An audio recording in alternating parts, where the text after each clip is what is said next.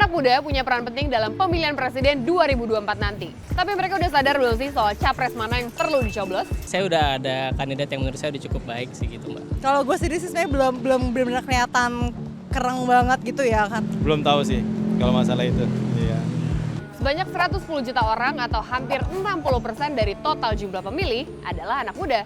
Ya kita nih penentu suara gitu. Kalau misalnya dari milenial Gen Z, orang-orang muda ini demand, ngomongin isu dong, capek nih tentang kayak theatrical, gosip-gosipan doang, itu yakin diskursus politiknya akan lebih ngarah ke isu. Dan that's why menurut kami di Bijak Memilih salah satu cara untuk bikin orang-orang muda ini bisa demand isu itu untuk bikin information gap ini lebih accessible, lebih gampang dimengerti. Therefore kalau misalnya lebih ngerti, orang akan lebih confident untuk bersuara dan demand itu.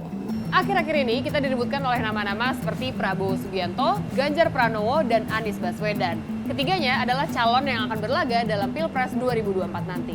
Para kandidat capres berusaha mendekati pemilih muda, rata-rata dengan alat politik yang sama, yakni berbagai platform media sosial.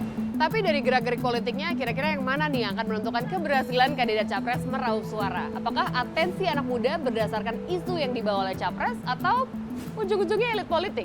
Ada dua kemungkinan. Yang pertama itu elit politik menentukan. Kenapa?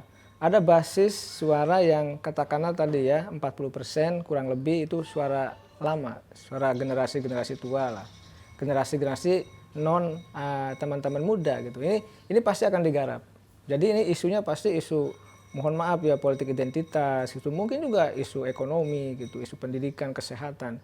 Tetapi kalau kita tarik kepada tadi 60% kurang lebih katakanlah 55 sampai 60% pemilih itu pemilih muda, maka suka tidak suka, senang tidak senang, maka capres dan cawapres itu pasti akan mengambil segmen itu sebagai bagian daripada kekuatan untuk menaklukkan kalangan muda.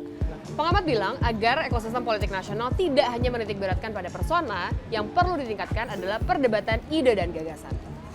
Sebenarnya untuk anak muda, isu apa sih yang harusnya lebih banyak dibahas para capres di Pilpres 2024? Kasus-kasus korupsi seperti itu kan. Nah ini yang perlu dibahas. Bagaimana caranya membangun kepercayaan masyarakat lagi di saat ini.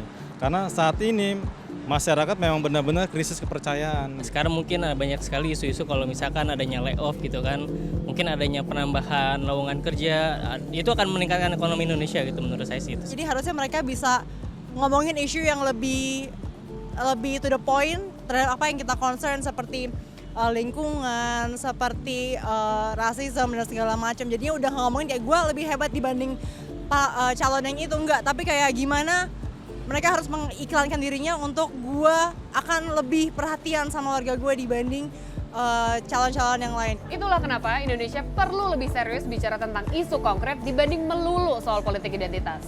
Nah sekarang menurut kamu, isu apa sih yang harusnya paling krusial yang perlu disorot di Pilpres kali ini?